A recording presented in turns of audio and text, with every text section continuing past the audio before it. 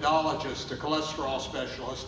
Spent most of my career as a preventive cardiologist, working with patients who wanted to learn about nutrition and how to prevent heart disease, and also how to use natural medicine to treat their heart disease. I practiced evidence-based medicine for my whole career, using the medical literature to guide my decisions. And when I became a physician using cannabis as my primary therapeutic modality, I continued to use the medical literature as best I could to guide me in treating my patients. And so what I'm going to show you this morning, or it's afternoon now, what I want to show you is how I go about creating a therapeutic protocol for cancer patients. Probably about 98% of the patients that I see now have cancer, and so I have to help them find how to best use the cannabis, and that's what I'm going to show you this morning. I want to answer the question that was asked of Mar earlier first. In 2014, I spent the year in Oakland working in a clinic that provided the medical card. I didn't do any actual treating with the cannabis, but I listened to patients and gave them the card. And I'm in Oakland, which has a very large Asian community. I had a lot of Chinese patients come to the office, many who didn't even speak English. They would come with their children who were their translators to get the card. They say, you know, I need the cannabis. And I said, well, what's the problem? And they say, well, I don't know, maybe, you know, it's good in the morning. You know, and they never really came up with a medical condition, but it was an herb that they thought was very valuable. And I didn't really understand the relationship of this herb for this population until about 6 months later. I was at a conference and someone was presenting a paper, and they showed a slide that had an excerpt from ancient Chinese herbal pharmacopoeia, and cannabis was in that pharmacopoeia, in that herbal medicine catalog, and it was considered one of the higher herbs. So cannabis is herbal medicine, and it is not different from other Chinese herbal medicines. So not only does it treat the condition, but it also, by virtue of the endocannabinoid system, does it heal in a natural way. And there are many people that believe that small doses of cannabinoids can be used in a daily fashion over a lifetime as a preventive. So, to answer your question, it not only cures certain conditions or heals certain conditions, but it's also a healing herb and a tonic herb as well, and can be used in that way. You're welcome. So what I'm going to do today is give you the insight on how I go about making the protocol. Okay, so the first thing I do is, let's say I have a patient with neuroblastoma. The first thing I'll do is do a PubMed search, and I'll put in cannabinoid and neuroblastoma and see what shows up. If I put in cannabis, I don't get as many articles to show up as if I put in cannabinoid. If I put in THC, I get even fewer. If I put in CBD, I may get even fewer than that. So the best word I found from experimenting is to use cannabinoid. Now, I think that the National Library of Medicine may have some prejudice towards cannabis, because when I do that search in PubMed, oftentimes it'll come up with no articles. And if I then go to Google Scholar and put in the same search terms that I put into PubMed, I will often get many articles, dozens, even sometimes hundreds, where I got 0 to 1 article in PubMed. So there is a large body of evidence. Most of it is preclinical, but when you don't have good clinical trials to guide you, that's the literature that can be used. That's all you can use, and I use it to the fullest extent possible. So I search in both PubMed and Google Scholar. And it's one of the things to know is that CBD and THC interact at the CB1 receptor, and CBD is a partial antagonist to the CB1 receptor. And so for that reason, I separate out the medicines. I use cultivars like ACDC that are high in CBD, and I use other cultivars that are high in THC, and I usually give a small dose of THC first thing in the morning, the major dose of THC at bedtime so people can sleep through any psychoactivity or intoxication. And there's a trick: if you can take the high dose of THC before you fall asleep, and then fall asleep within less than 40 minutes, and fall asleep before the THC becomes active, then something changes in your brain. And if you wake up an hour and a half or 2 hours later, you may not have as much intoxication as you would have if you just took it and didn't go to sleep. There's something that changes in the brain once you fall asleep that attenuates or mollifies the full effect of the THC psychoactivity. Now, the ID1 is a gene that is prevalent in young people. Growing cells tend to have higher levels of ID1. Now, as you get older, the ID1 levels go down and may go to 0.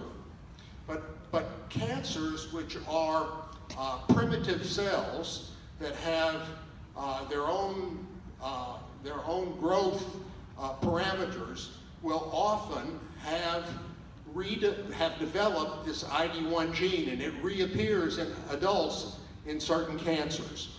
Now, the thing to know about the ID1 gene is that there's been significant research, primarily at the Pacific Medical Center in the Bay Area, California, in a lab run by Dr. Sean McAllister. And he's identified this ID1 gene and studied it in primarily breast cancer and glioblastoma. And what he's found is that CBD will downregulate the ID1 gene. When the ID1 gene is present, it facilitates tumor growth and metastases. So those cancers which express the ID1 gene are the best candidates for higher dosing on CBD. So what I do to identify those tumors where research has been done and ID1 identified is I put into my search neuroblastoma and ID1. Now, it's crazy, but you have to pay attention to the way ID1 is written. You can get different research if you put ID1 without a hyphen versus ID1 with a hyphen. So sometimes I do the search with ID1 written in both ways, and we'll come up with different articles. So when I do this search, I know I'm going to use THC most of the time, almost all the time. But I don't know how much CBD I'm going to use, but I do this search primarily in Google Scholar, and if the page lights up with these ID1s in bold all over the page with that tumor, I know that I'm going to use more CBD than THC. If I see no returns for ID1 or one or two papers written, I'll look at those papers and read them and see what kind of association actually exists, and I may or may not give CBD preference in the therapeutic protocol. So ID1, so I then, most of the research has been done with breast cancer and glioblastoma, but I make an extrapolation that if ID1 responds to CBD in glioblastoma and breast cancer, my extrapolation is that if that gene is present in other cancers, there's a high likelihood that it will also respond to CBD, even though it hasn't been studied extensively in the laboratory. So that's my first step in trying to get a handle on how much CBD I'm going to use. Now, there are a lot of tumors that are associated with the human papilloma virus, primarily cervical, uterine cervix cancer, anal cancer, rectal cancer, and head and neck cancer, tongue cancer. All of these cancers have a high association with HPV, which is thought to be causative in developing these cancers. And there is a huge literature that shows that CBD is effective in killing cancer cells that are associated with the human papilloma virus. So if I have a uterine cervix, anal, tongue, head and neck cancer, I'll ask the patient if it's been tested for HPV. And often they know the answer and say, yes, it has HPV. That tells me I'm going to be using more CBD than THC. So for that reason, I came to the conclusion very early that one size does not fit all. There are some purveyors who sell medicine, cannabis medicine to treat cancer that give everybody a 4-to-1 or a 3-to-1 THC to CBD. Everybody gets the same medicine. And if you look at Rick Simpson, he doesn't make any distinction about the cancer. It's a gram a day, which is a total myth. There's nobody that gets cured in 60 or 90 days with a gram a day, period. It just doesn't happen, in my experience anyway. So one size does not fit all, and I'll show you some evidence to support that in just a second here. So we have to calculate how much, what is going to be the ratio. We have to calculate how many milligrams of cannabinoid are we going to recommend, and then we have to determine what the ratio of those cannabinoids are going to be. So the first determinant is age. As Maura showed you in several of her slides, the younger people can tolerate and require much higher doses of cannabinoids than older people. If you're 75 or 80 years old, it will be usually difficult to take more than 100 milligrams of cannabinoid a day. Some patients can, but some can't even get to 100 milligrams a day. That's CBD plus THC. the age of the patient is extremely important, and like Mary Lynn said, I always start low and go slow and find out what the maximum tolerable dose is. There's a little trick I use. If somebody gets too much psychoactivity at a particular level and they were able to tolerate a lower level, I go back down to that lower level, hold at that level for several days to even several weeks to allow the body to develop tolerance, which it does to cannabinoids. And then I can often begin the titration upward again in a slow and not go up quite as fast as I went up before, and patients will be able to get past the dose that they previously did not, or were not able to tolerate. So age plays an important role in how much and where I start. I skipped over the cytochrome P450. The other thing that I do routinely is I take all of the medicines, especially the chemotherapies that patients are taking, and put them into a drug interaction checker. And the drug interaction checker I use is from Medscape. And Medscape, most of the drug interaction checkers that are available on the internet don't have cannabinoids, either THC or CBD included.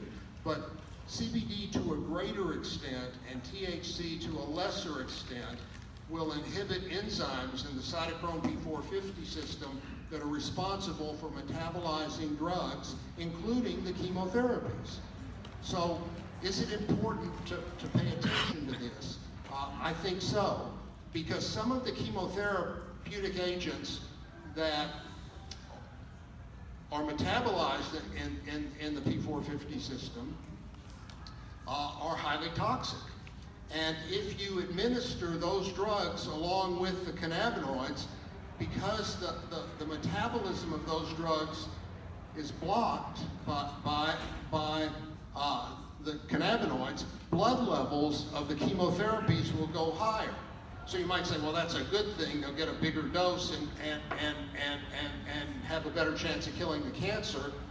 But it turns out that the side effects of those chemotherapies are also accentuated. So I've seen patients who were not paying attention.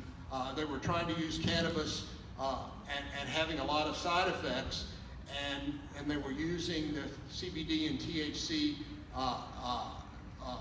in conjunction with their chemotherapy, and when I made accommodation for the cannabis with the chemotherapy, some of those side effects and toxic symptoms reduced or went away. So sometimes if the drug is highly metabolized in the liver, and it's a drug that's, say, given every 3 weeks, I'll have the patient withhold their cannabinoids for 36 to 48 hours before and after the IV administration of the drug. Even though there is this potential for interaction, there is a literature that supports the synergistic activity of cannabinoids with chemotherapy and radiation.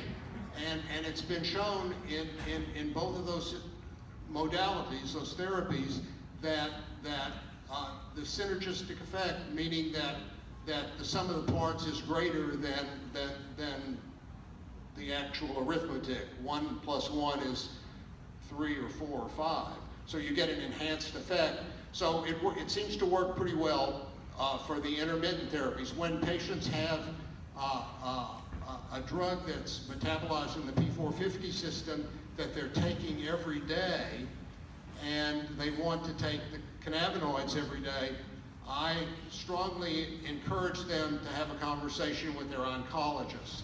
It's always better to have everybody on your team. I don't like to work with patients who are using chemotherapy and cannabis, but they're not telling their oncologist what they're doing.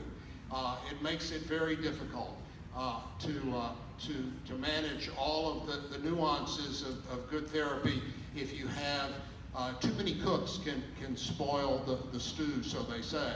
So it's better to have just one medical force working in your behalf, and so I do encourage patients to have this discussion. It's not always possible because I work with patients from all over the world. I do my consultations by Skype primarily.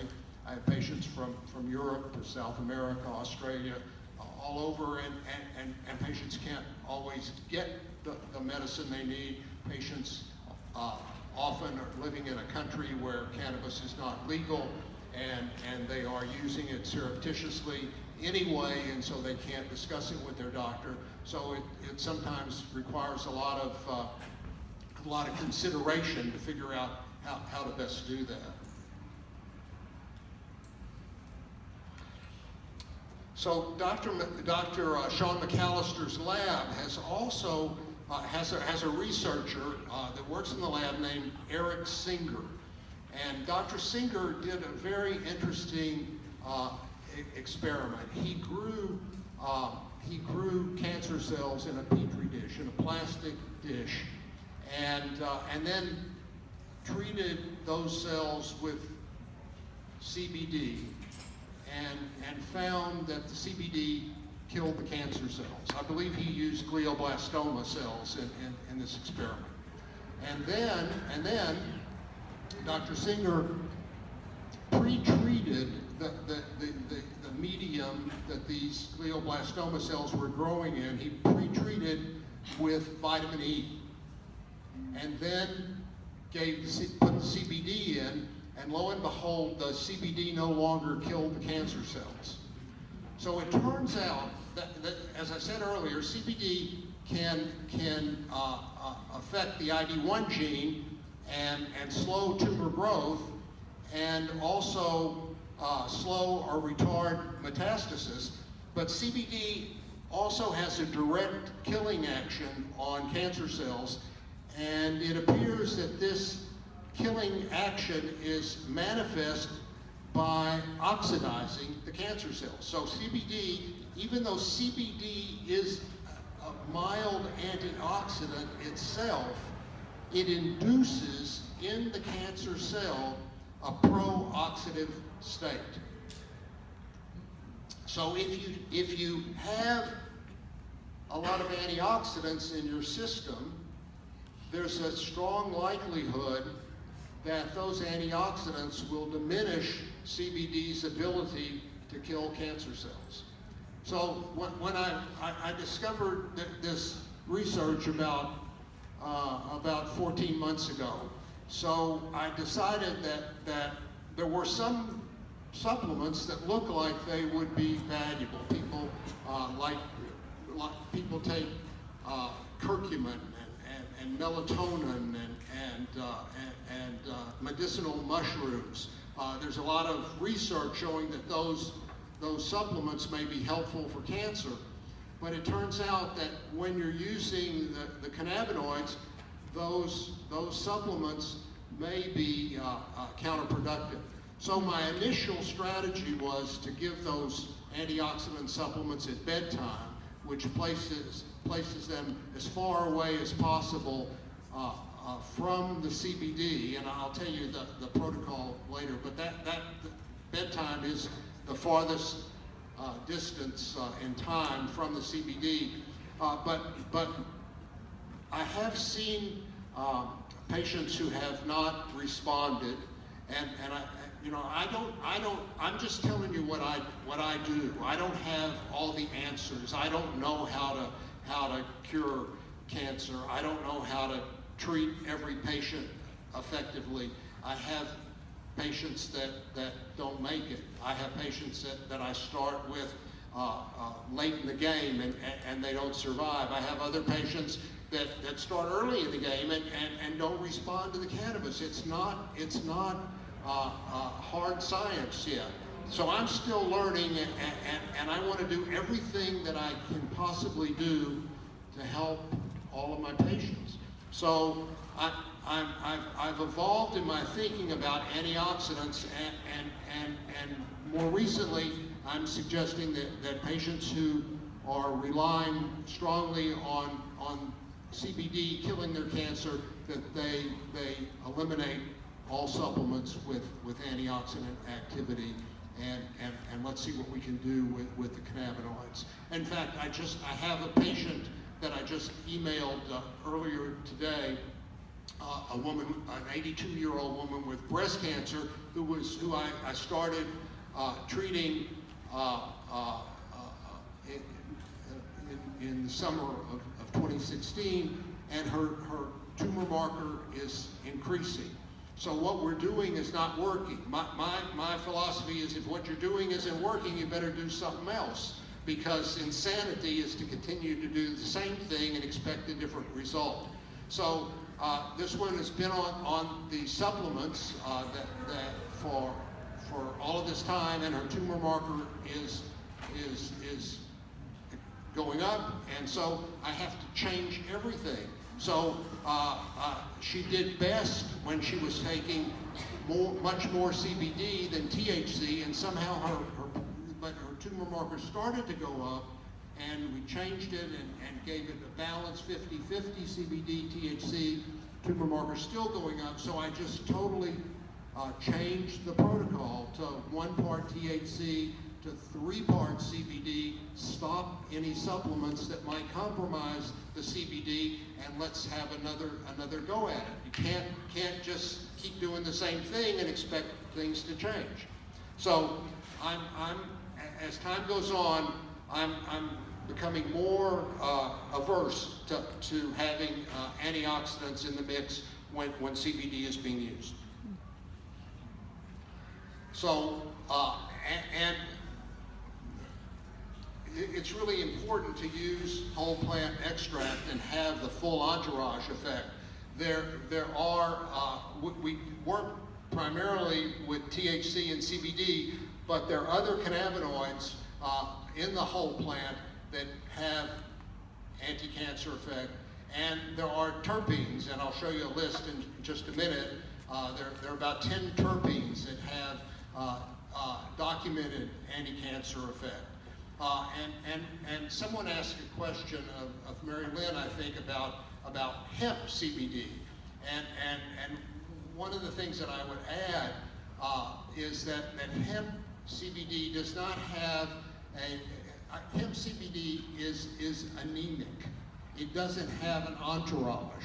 There are no full spectrum of cannabinoids that go along with the CBD like you see in AC/DC. Even AC/DC has a little bit of THC, maybe 1%, but you're not going to see that in hemp, and so for that reason, I believe that CBD derived from a cannabis cultivar is going to be more powerful than a CBD derived from a hemp cultivar.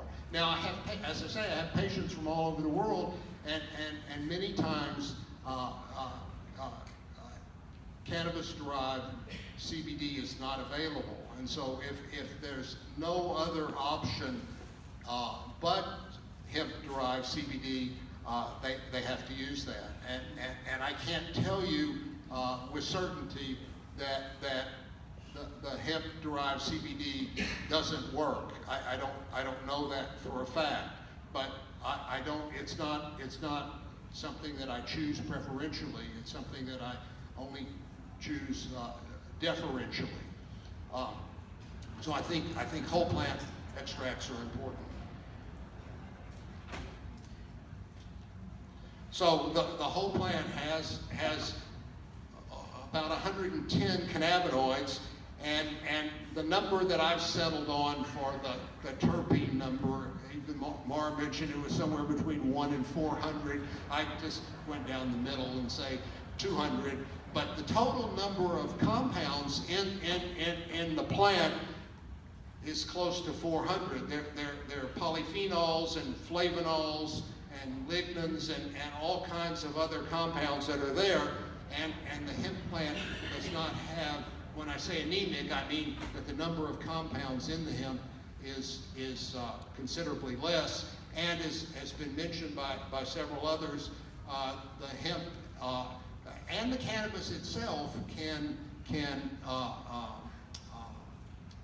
absorb heavy metals and pesticides and other compounds from the soil. So, and since the CBD content is not very high in the hemp, they have to use many more plants to get the amount of CBD that's going to be a medicinal dose, and that means more and more concentration of potential contaminants. So CBD is not as desirable for me. And we must use laboratory medicine, because I like to create a protocol based on milligrams of THC and milligrams of CBD, just like any other medicine that a physician would prescribe. You wouldn't say, you couldn't prescribe a medicine if you didn't know what was in it and how much was in it. So I think that laboratory tested medicine is essential. And Stuart has talked about the various solvents that are used to extract the cannabinoids. I think that the potentially healthiest solvent is ethyl alcohol, and it also preserves the most terpenes. CO2 can make a good extraction, but I think you lose more terpenes with CO2 medicine. That's not to say that CO2 medicine won't work, it's just that alcohol may provide a broader profile of medicine. So here's an example of a tumor, Kaposi sarcoma, which has two references. One is from 2007, the other I think is about 2010, that shows that CBD is going to kill those tumor cells. So why would anyone with this particular tumor, this is a unique example, and also in this second study, even doses of THC may actually stimulate this particular tumor in this study. So if I believe it's important to use some THC to keep the endocannabinoid system activated, but with Kaposi sarcoma, if I haven't treated a patient with this particular sarcoma, but if I saw a patient who came to me to use cannabinoids to treat this type of tumor, I would probably use somewhere between 5 and 10 times more CBD than THC. I would use a small amount of THC to make sure that I activated the endocannabinoid system, but I would rely heavily on the CBD to do the dirty work, and I would make sure that there would be no antioxidants in the mix. So those providers of medicine that give the same cannabinoid profile to every single patient with every single cancer would probably fail with their regimen, whether it be 3 to 1, 4 to 1, or 5 to 1, are like the original Rick Simpson oil, not even laboratory tested, but not going to have very much CBD if just a common cultivar of cannabis were used, would probably fail with this particular tumor. And I'll show you later that different sarcomas have different research showing different cannabinoids to be most effective.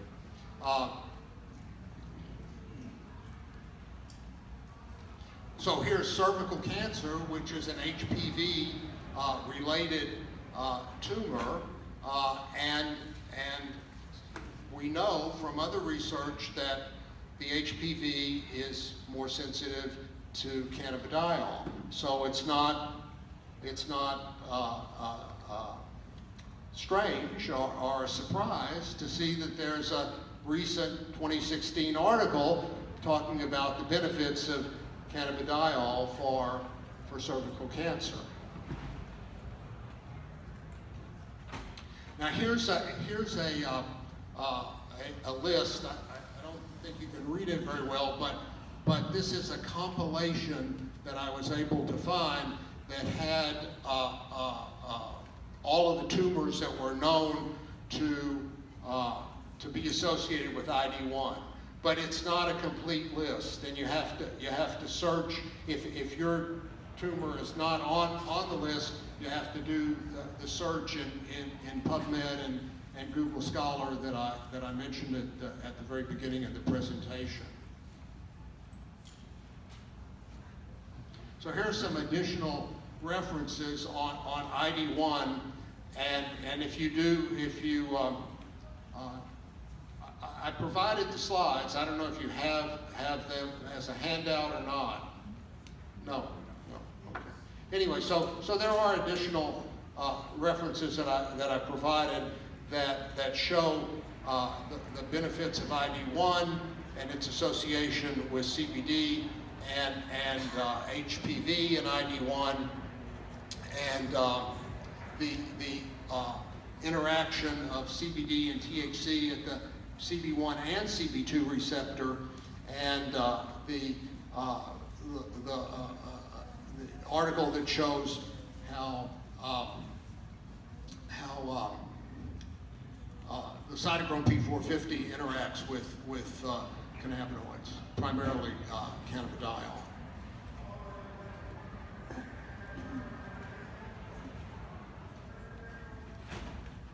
So this is one of the best current reviews. Actually, it is the best current review of anti-cancer mechanisms of cannabinoids, and we're fortunate to have one of the authors in the audience today.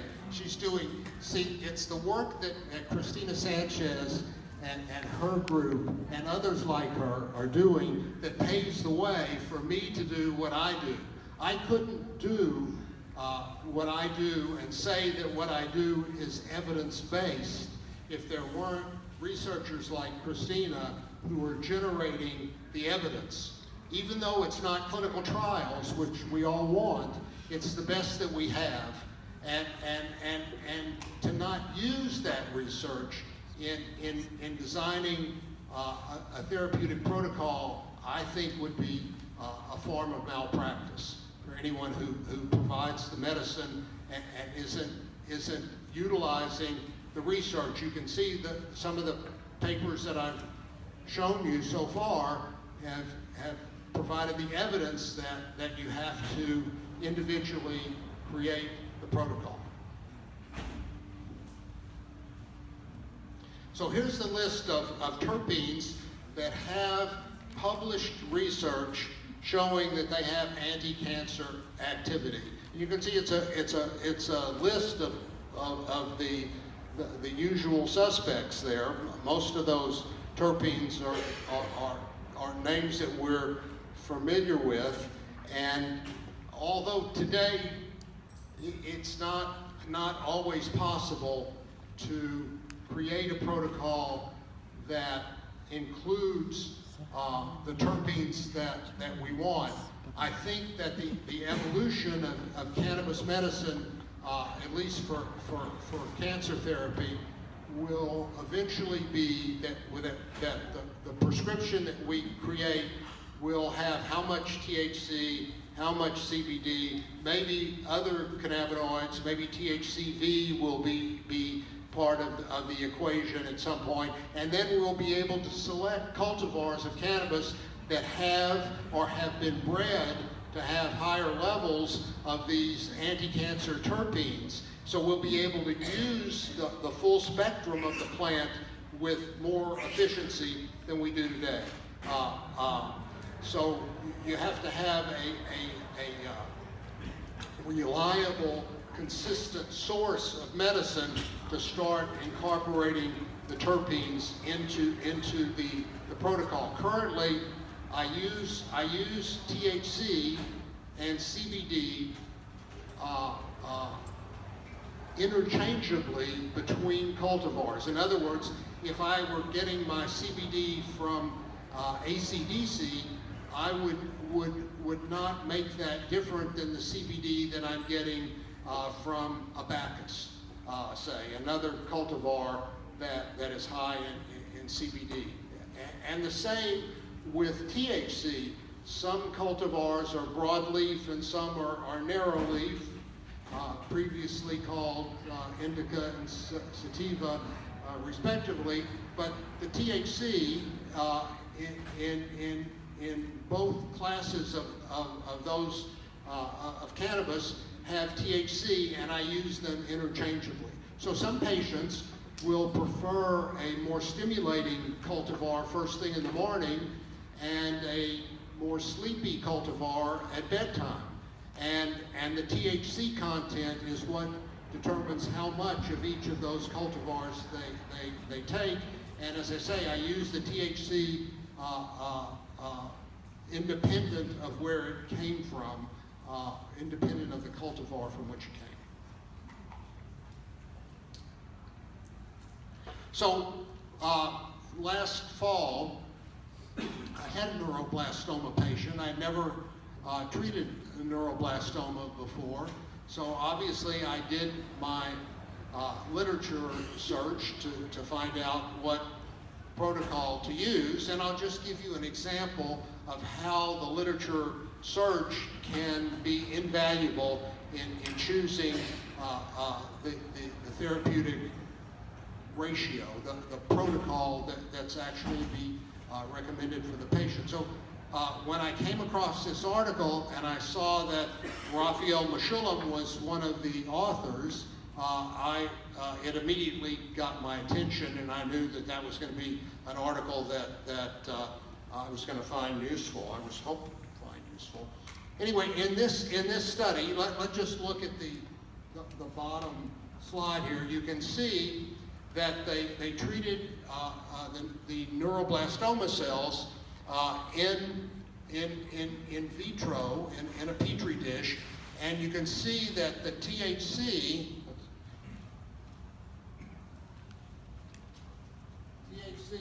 CBD, THC, CBD. So this is the cell count. And you can see in this case, both CBD and THC have the ability to kill the neuroblastoma cells. This is percent viability. So with the CBD, there was the percent of viable cells after 24 hours was pretty low, much lower than when THC was used. But when the medicine was extended and used for 48 hours instead of 24, you were able to reduce the number of viable cancer cells even further. So this told me that for this child with neuroblastoma, I was going to be using more CBD than THC. So with this kind of evidence, I can feel comfortable prescribing or suggesting. I can't prescribe cannabis. It's a Schedule I drug and has no medical value, and I can't prescribe it. But I can suggest to patients that it might be most helpful to take 1 part THC to 3 parts or 4 parts CBD. So that is an example of how doing a little bit of homework can hopefully save your patient's life. And here's just a picture, and you can see in this one, in the middle panel, they had 15 micrograms per milliliter concentration of CBD, and you can still, the dark blue spots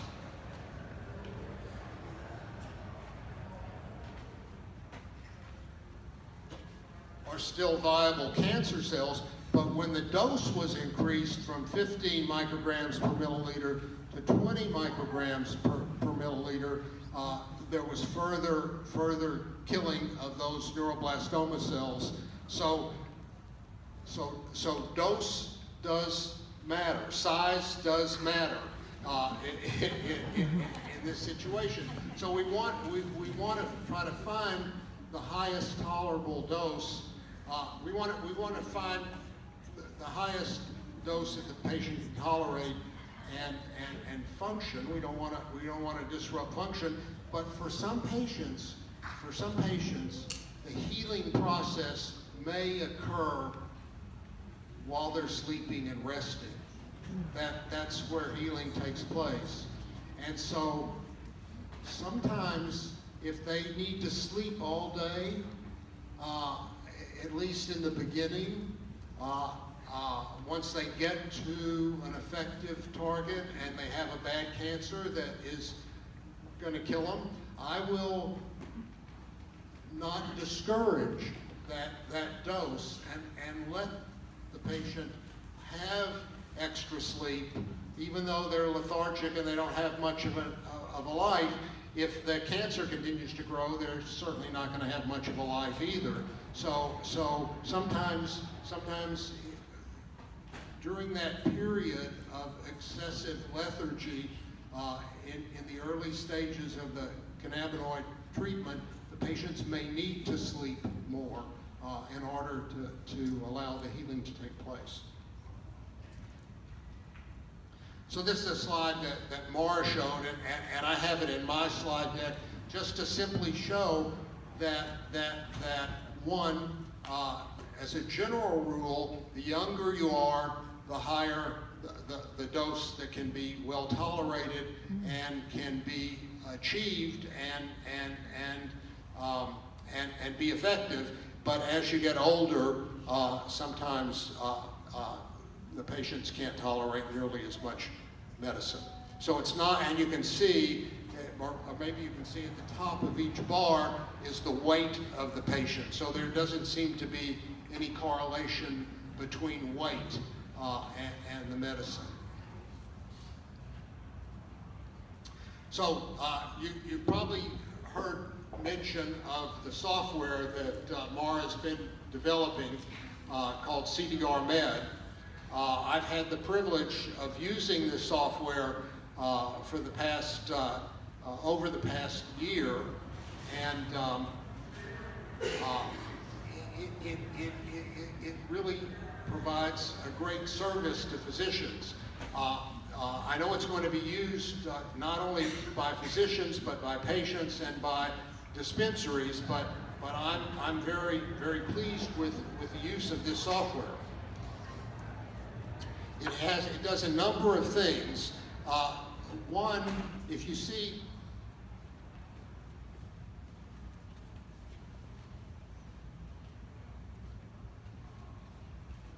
advanced search, I can put in the box above the advanced search, I can put in neuroblastoma, and I can see every patient that every patient for which this software has been used to organize the information for those patients. So I can get all the neuroblastoma patients, I can see what was used, I can see whether it worked or it didn't work, I can see what changes were made in the protocol that initially didn't work that then subsequently worked, and then not have to go through that ineffective period, make the transition early. So having a catalog of all the other patients with that same condition is very helpful. And so my data from the past year and a half is in CDR Med, and when it is available for other physicians to use, they will have the advantage of the road that I've paved in generating data and discovering what works and what doesn't work. The other thing that software will do is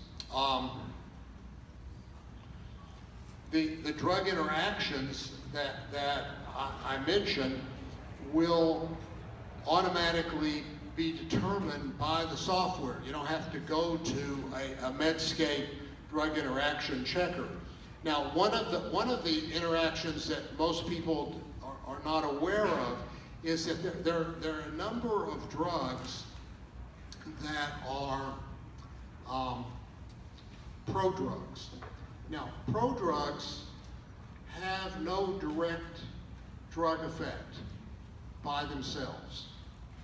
They have to be converted from an inactive form to an active form in the liver in the cytochrome P450 system. In other words, it's the metabolite of that drug that is actually the effective molecules that do what you associate with that drug. Let me give you an example. So the estrogen blocker, God, I always block the name of this drug. The most common estrogen blocker, tamoxifen. Tamoxifen is a prodrug. So if you have estrogen positive breast cancer and you want to use cannabis to treat your cancer and you're on tamoxifen to block the estrogen because you have estrogen positive breast cancer and you use tamoxifen with the cannabis, you may not activate the tamoxifen because it can't, the blockage of the cytochrome P450 system by CBD to a greater extent and THC to a lesser extent may prevent the tamoxifen to be converted to the active component. So it's important to know about these drug interactions. You have to do the drug interaction check for every patient, for every drug they're taking, because there will be an influence by the cannabinoids. So the CDR-Med software, among many other things, will automatically do that. So how to create the protocol. So you do your homework with the PubMed and Google Scholar searches, decide on the amount of total cannabinoids daily, and that's dependent upon the age and the diagnosis, the past experience with cannabis. So if somebody tells me that, you know, I tried even like, you know, 5 milligrams of THC in a piece of chocolate and it just makes me crazy, I can't do it. I know that this patient is not going to be able to easily get to 50 or even or 100 or so it would not be wise to prescribe and believe that they're going to be able to take 100 milligrams of THC when they can't even tolerate 5. The building up tolerance will maybe get me to 10 or 15 or 20, and maybe in 6 months they'll be able to get to 50, but it's going to be a long, slow row to hoe. So, I haven't used that expression in a while. Anyway, so I would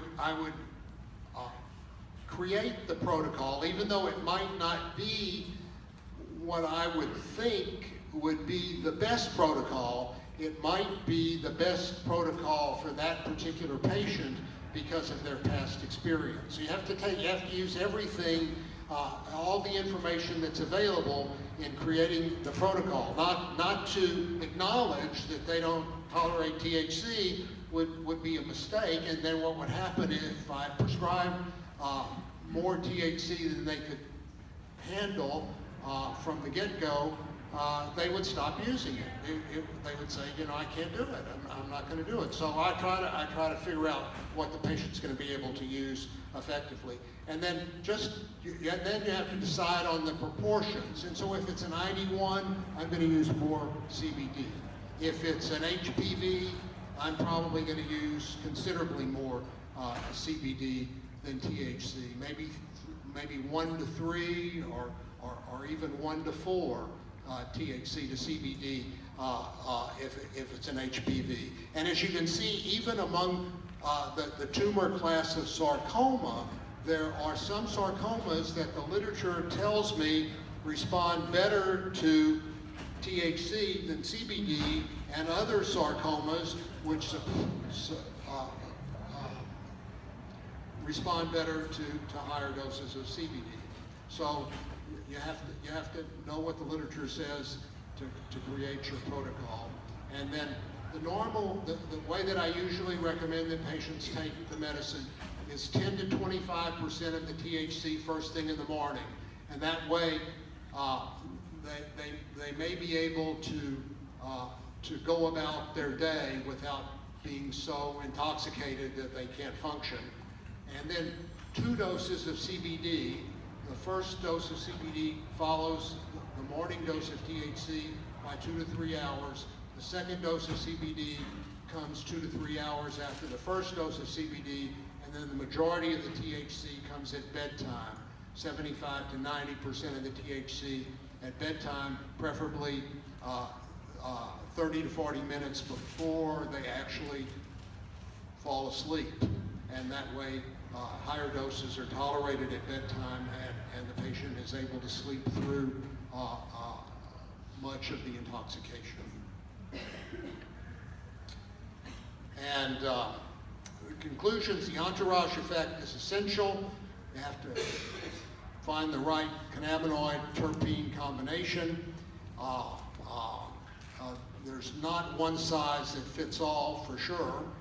Separating the THC from the CBD does improve outcomes. We've seen patients who have been taking their THC and CBD together and not responding, and then separating out the medicine, which gives more power to the THC, becomes effective. And so most diseases need THC. Cannabis must be lab tested, and with the above information, doctors can guide patients more effectively. And that's my presentation. Thank you very much.